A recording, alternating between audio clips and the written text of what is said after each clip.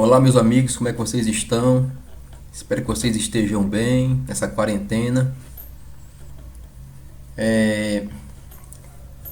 Espero que seus familiares também estejam bem, pessoal.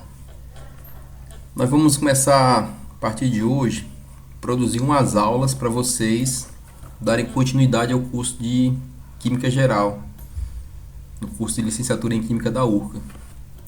É verdade que eu queria que essa situação fosse diferente, que nós voltássemos logo a nossas atividades presenciais, mas pelo motivo que estamos passando no momento, nós precisamos fazer alguma coisa para esse curso não atrasar, né?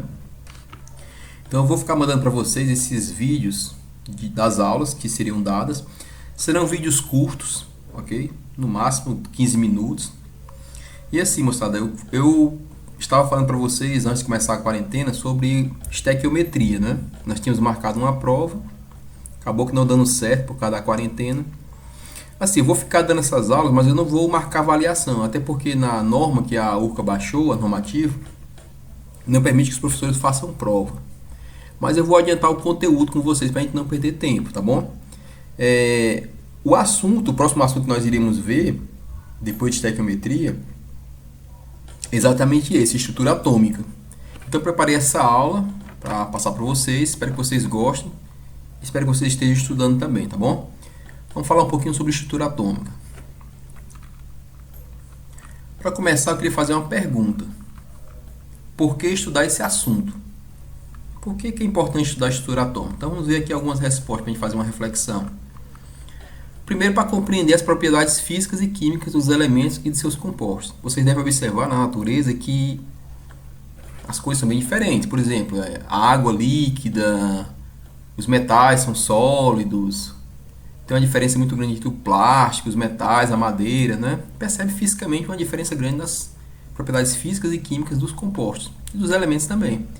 E a estrutura atômica nos ajuda a compreender o porquê que as coisas são diferentes. Por que eu tenho substância no estado líquido, substância no estado sólido, substância no estado gasoso, ok? Isso é uma da importância de estudar esse assunto, estrutura atômica. Outra é compreender por que os átomos ou íons variam de tamanho. Por que tem átomos grandes, por que tem átomos pequenos, por que todos os átomos são iguais? A estrutura atômica vai nos mostrar o porquê disso, tá bom? Porque alguns elementos têm facilidade de ganhar ou perder elétrons. Tem alguns elementos que perdem elétrons facilmente, já outros têm dificuldade. Pelo contrário, têm facilidade de ganhar elétrons. A gente só vai compreender isso à luz da estrutura atômica, se a gente entender como é que é o modelo atômico. E compreender também como é que está feita a estrutura da tabela periódica. A tabela periódica ela está estruturada segundo o número atômico, mas tem algumas propriedades que a tabela nos apresenta, por exemplo, raio atômico, eletronegatividade, afinidade eletrônica. E essas coisas vão ser explicadas também usando o modelo da estrutura atômica, tá bom, moçada? E compreender também o assunto de ligações químicas. Por que existem tipos de ligações químicas? Por que existe ligação covalente? Por que existe ligação metálica? Por que existe ligação iônica? E a estrutura atômica vai nos ajudar a compreender essas diferentes ligações químicas. Eu queria começar com vocês mostrando essa figura. Acredito que alguns de vocês já devem ter visto, ou não todos já viram, essa figura em algum livro ou na própria internet. Essa é a figura de uma onda eletromagnética, okay? Uma radiação eletromagnética. Esse é um modelo matemático proposto por um físico no século XIX chamado Maxwell. E Maxwell ele imaginou as ondas eletromagnéticas como tendo esse formato. No caso, vou dar aqui um exemplo, a luz. A luz é uma onda eletromagnética. As ondas de rádio são ondas eletromagnéticas. As ondas de um micro-ondas são ondas eletromagnéticas. As ondas de um infravermelho são ondas eletromagnéticas. Então, Maxwell ele propôs esse modelo para uma onda eletromagnética. Ela é composta de dois vetores. Um vetor de um campo elétrico, esse vermelho, e um vetor de um campo magnético. Ambos são perpendiculares entre si, ok? E o conjunto desses dois vetores, campo elétrico e campo magnético, tem uma onda chamada onda eletromagnética, ou radiação eletromagnética. Ok? Então esse é o modelo de uma onda eletromagnética. Eu queria aqui mostrar algumas partes dessa onda eletromagnética, dessa radiação eletromagnética para vocês. Uma delas é o comprimento de onda. O que é o comprimento de onda? Representado pela letra grega lambda. É a distância entre dois vales ou duas cristas sucessivas. O que seriam esses vales e essas cristas? Esses pontos mais altos da onda, daqui, esse ponto e esse ponto, nós chamamos de cristas. Então, a distância entre essa crista e essa crista, eu tenho o comprimento de onda lambda. Ou a distância entre esse vale e esse vale aqui também, eu tenho o comprimento de onda lambda, ok? Então, o comprimento de onda é a distância entre esses dois vales ou essas duas cristas. Se eu olhar aqui para o vetor magnético, eu teria daqui para cá o comprimento de onda, né? Ó, dessa parte azul até essa parte azul, então daqui para cá eu também teria o comprimento de onda, ok? Outra coisa é a frequência. A frequência de uma onda é o número de oscilações de onda por certo período de tempo. E a unidade da frequência no Sistema Internacional de Unidades é o Hertz. E o que é esse Hertz? Imaginemos o seguinte, que se eu sair desse ponto, faço essa volta e chego a esse ponto, o que acontecer daqui para frente é uma repetição. Concorda comigo? Então, o tempo que eu levo para sair desse ponto até esse ponto aqui novamente, esse ponto mais alto, é chamado de período. O número de vezes que eu consigo fazer isso em um determinado período, eu tenho a frequência. Se eu consigo fazer uma voltinha dessa aqui em um segundo, eu tenho um ciclo por segundo, eu tenho um Hertz. Essa unidade aqui é o Hertz, ok? Se eu faço 50 vezes isso em um segundo, eu tenho 50 Hz, 50 ciclos por segundo. Se eu faço 1000 vezes isso por segundo, eu tenho 1000 Hz, que na realidade a gente chama de 1 kHz. 1 kHz equivale a 1000 Hz, ok? Então a frequência é o número de vezes que essa onda se repete por unidade de tempo, ok? Existe uma equação matemática que relaciona a frequência da onda e a velocidade da onda. É esta equação aqui, velocidade é igual ao comprimento de onda lambda vezes a frequência, como vocês estão vendo aqui. A gente pode trabalhar com essa fórmula, né? Como? Eu posso dizer que a frequência é igual à velocidade dividido pelo comprimento de onda, né? E também dizer que o comprimento de onda é a velocidade dividido pela frequência. Isso é fácil de fazer, né? É só fazer um cruz credo, né? Vou mostrar aqui um exemplo bem simples para a gente compreender isso. Ó. Qual é a frequência da luz cujo comprimento de onda é 322 nanômetros e a velocidade é 320 metros por segundo. Então aqui nós temos uma pergunta simples, porém que tem que tomar só um cuidado. Por quê? Porque o comprimento de onda aqui está em nanômetros e a velocidade está em metros por segundo. Então a gente precisa converter esse comprimento de onda para a mesma unidade da velocidade, em metros, ok? Então o que nós iremos fazer? Como é que eu converto nanômetro para metro? Nanômetro em metro. A relação é a seguinte, eu sei que 1 metro corresponde a 1 trilhão de nanômetros. 1 metro é 10 elevado a 9 nanômetros. Então eu escrevo assim, ó, 322 nanômetros, que é o meu comprimento de onda, multiplico por 1 metro e divido por 10 a 9 nanômetros. Porque eu faço isso para poder cancelar esse nanômetro com esse nanômetro e ter o resultado em metros. Fazendo esse cálculo, 322 dividido por 10 elevado a 9, eu vou ter 3,22 vezes 10 elevado a menos 7 metros. Então, esse comprimento de onda aqui equivale a 3,22 vezes 10 menos 7 metros. E agora eu uso aquela fórmula que eu apresentei anteriormente. Ó. Frequência é a velocidade dividida pelo comprimento de onda. Então, a velocidade foi dada na questão 320 metros por segundo, dividido por esse comprimento de onda agora em metros, 10 a menos 7, 3,2 10 a menos 7, né? É 322, desculpa. Fazendo essa continha aqui simples, eu vou ter uma frequência de... Você vai ver que você vai cancelar metro com metro, vai sobrar segundo a menos 1. Segundo a menos 1, lembrando que é o Hertz. Eu vou ter 9,94 vezes 10 a 8 Hertz. Ok, moçada? Então, é simples o cálculo. Eu tendo a frequência, eu tendo o comprimento de onda e tendo a velocidade, eu calculo a frequência dessa forma. Espero que vocês tenham entendido. Esse aqui é o chamado espectro eletromagnético. O que é esse espectro eletromagnético? Você observa esse desenho aqui em cima, você vê que é uma onda que vai aumentando aqui o comprimento de onda. Tá vendo? Esse comprimento de onda daqui para cá é maior do que esse comprimento de onda e aqui vai diminuindo o comprimento de onda. Na realidade, esse espectro é bastante grande, só que nós só enxergamos uma pequena parcela desse espectro, que é a chamada luz visível. O que nós enxergamos de fato? Nós enxergamos uma luz que tem um comprimento de onda de aproximadamente 390 nanômetros até mais ou menos 720 nanômetros. É isso que nós enxergamos. Nós enxergamos uma luz na região do violeta indo até o vermelho. passando pelo azul, pelo verde, pelo amarelo, pelo laranja. Mas é isso que nós enxergamos apenas. Ou seja, nós enxergamos uma parte do espectro eletromagnético, uma pequena parte, na realidade, de 400 a 700 nanômetros, ok? Mas fora isso, existe um espectro muito maior. No nosso lado direito aqui nós temos o espectro de infravermelho, o espectro de ondas de rádio, TV, FM, AM. Enquanto no lado esquerdo nós temos aqui ultravioleta, raio-x, raios gama. O que é que acontece? Se você observar esse número aqui embaixo, ó, nós temos aqui aumentando o comprimento de onda. Ó. 1000 nanômetros, 0,01 centímetro, 1 centímetro. Daqui para cá nós estamos aumentando o comprimento de onda. Aqui nós estamos diminuindo o comprimento de onda, tá vendo? Pelo desenho a gente vê isso, né? Mas o que acontece? Quando a gente aumenta o comprimento de onda, a gente diminui a frequência. Repetir, quando a gente aumenta o comprimento de onda, a gente diminui a frequência. Por quê? Porque a frequência é o inverso do comprimento de onda. Quando eu diminuo o meu comprimento de onda, eu aumento a frequência. Ok? É bom você perceber isso, porque lá na frente vai ter uma coisa importante sobre isso aí, ok? Quanto maior o comprimento de onda, menor a frequência. É o que nós estamos vendo aqui. Ou seja, se eu tenho uma cor aqui no vermelho, 700 nanômetros, ele vai ter uma frequência maior ou menor do que a de 400. Em 700 nanômetros, nós temos uma frequência menor.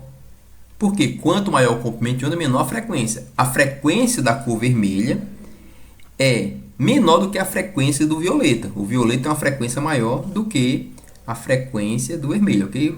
Acho que vocês estão entendendo isso, ok? Vou passar para frente. No começo do século XX, foram realizados alguns experimentos para estudar o efeito da luz sobre a matéria.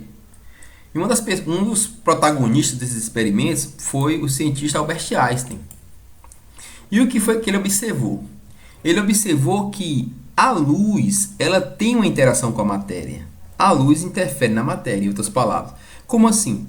Ele percebeu que alguns metais, ao serem irradiados por uma luz, têm a tendência de perder algum de seus elétrons. Não são todos os metais que fazem isso. E nem tampouco não é qualquer luz que consegue fazer isso. Mas ele percebeu que, aplicando uma radiação luminosa sobre alguns metais, esses metais eles acabavam perdendo alguns de seus elétrons. Isso ficou conhecido como o efeito fotoelétrico. Okay? A gente pode ver isso, uma aplicação disso hoje, nos nossos tempos, as células fotoelétricas. Aquelas que ficam nos postes. Também algumas casas também usam isso para acender a luz quando o sol se põe. A célula, por si só, ela é um dispositivo que acende automaticamente a luz quando o sol se põe. Okay? É uma aplicação desse efeito fotoelétrico. Okay? Um cidadão chamado Max Planck, um físico, foi que ajudou a compreender isso matematicamente. Ele equacionou esse fenômeno do efeito fotoelétrico. Aliás, o Einstein usou as equações do Planck para tentar justificar também os seus experimentos. Então, veja bem, a equação de Planck é bem simples. A energia de uma radiação eletromagnética, de uma onda, é igual a uma constante H, que é a constante de Planck, vezes a frequência. Ok? Energia de uma radiação eletromagnética é igual a constante de Planck vezes a frequência. Só, meus amigos, a gente pode pensar na frequência da seguinte forma. A frequência de uma radiação eletromagnética é C sobre lambda. Essa parte aqui, C sobre lambda, é como se fosse a frequência. Nada é como se fosse, é a frequência. O que é esse C e o que é esse lambda? C é a velocidade da luz, que é a velocidade da onda. C é o comprimento de onda dessa radiação. Então, a fórmula fica energia igual a constante de Planck vezes a velocidade da luz dividido pelo comprimento de onda. Os valores são esses. A velocidade da luz no vácuo é aproximadamente 2,99 vezes 10 a 8 metros por segundo. Enquanto que a constante de Planck é 6,626 vezes 10 a menos 34 joules vezes segundo. Ok? Então, nós vamos usar esses valores. Veja bem, vamos fazer aqui um exemplo para vocês. Ó. Calcule a energia de 1 mol de fótons de luz. Calcule a energia de 1 mol de fótons de luz de comprimento de onda igual a 520 nanômetros. Vamos ver como é simples. Ó. A equação é essa aqui. Ó. Espero que vocês estejam enxergando. Ó. Energia igual a HC sobre lambda. Nós apresentamos anteriormente, ok?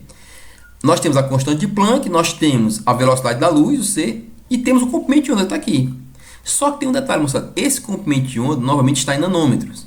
E se você observar, a velocidade da luz ela é em metros por segundo. A gente precisa converter esse comprimento de onda para metro. faz aquele cálculo. Eu escrevo 520 nanômetros vezes 1 metro dividido por 10 elevado a 9 nanômetros. Lembra, 1 metro é 1 trilhão de nanômetros. Cancelo nanômetro com nanômetro, eu vou ter um resultado de 5,20 vezes 10 elevado a menos 7 metros. Então, esse comprimento de onda é esse aqui.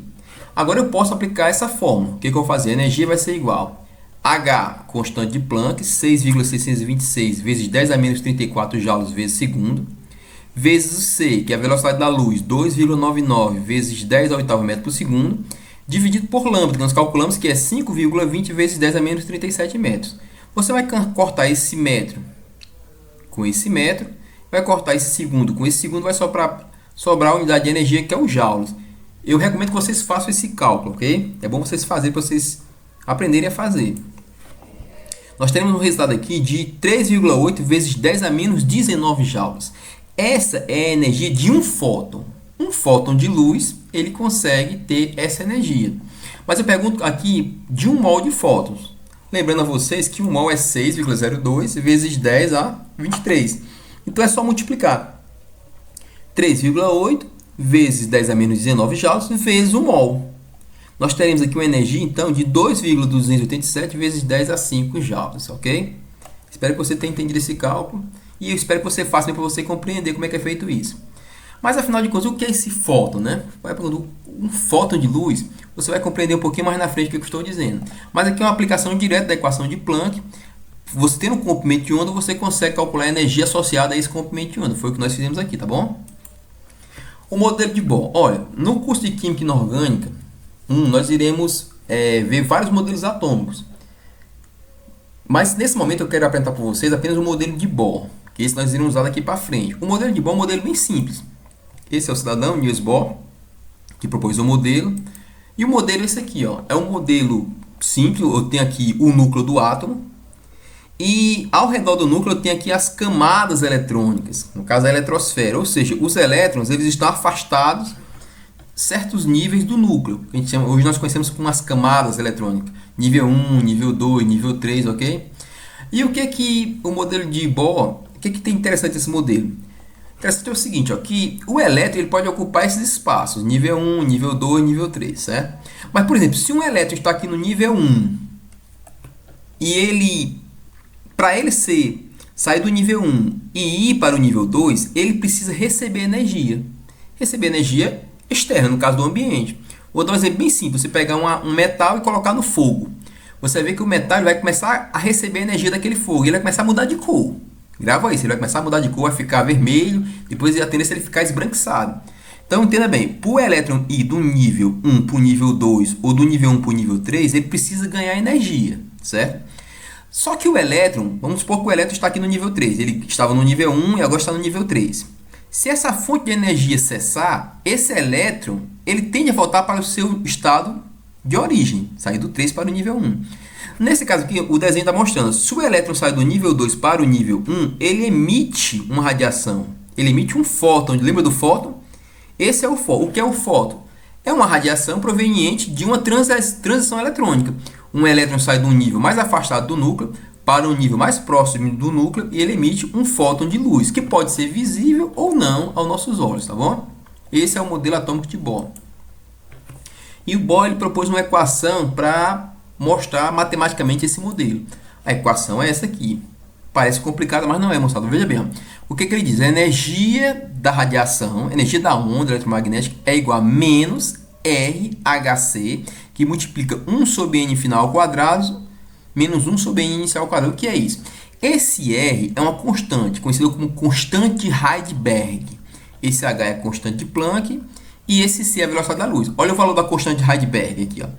É esse valor aqui que eu posso expressar em notação científica como sendo 1,097 vezes 10 elevado a 7 metros a menos 1. Essa é a constante de Heisenberg R. Nós já vimos a constante de Planck e já vimos a velocidade da luz, ok? Esse N final seria o local onde o elétron está, vai chegar, desculpe.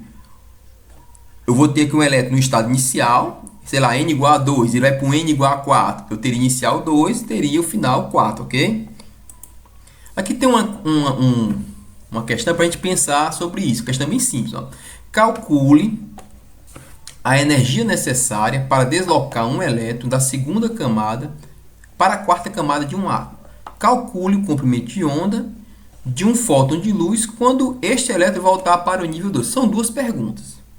Vamos responder primeiro a primeira pergunta. Imagina só o seguinte. Vamos colocar aqui um dedo para a gente entender. O que está perguntando? Calcule a energia para deslocar o elétron da segunda camada para a quarta.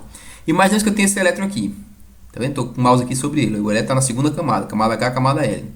Qual é a energia para esse elétron sair daqui e vir para cá? Qual a energia necessária para mandar esse elétron daqui para cá?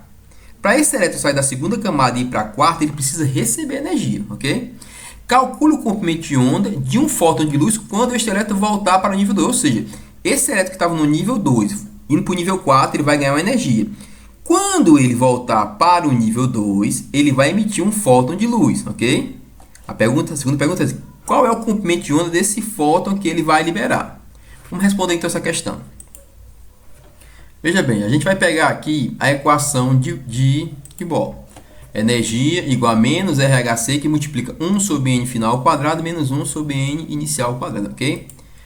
Substituindo, a constante de Heisenberg eu apresentei para vocês, que é 1,097 vezes 10 a menos 7 metro a menos 1. A constante de Planck, 6,626 vezes 10 a menos 34 joules por segundo. Velocidade da luz, 299 vezes 10 a oitava metro por segundo, que multiplica 1 sobre N final. Ora, o elétron está saindo do nível 2 e indo para o nível 4. Então, o nível final é o 4. 4 ao quadrado, ok? Ó, 4 ao quadrado. E o nível inicial é 2 ao quadrado, saindo do 2 para o 4. Ó, saindo da segunda camada para a quarta camada. Fazendo esse cálculo, eu aconselho que vocês façam esse cálculo também, ok? Você vai encontrar uma energia de 4,07 vezes 10 a menos 19 joules, ok? Muito bem.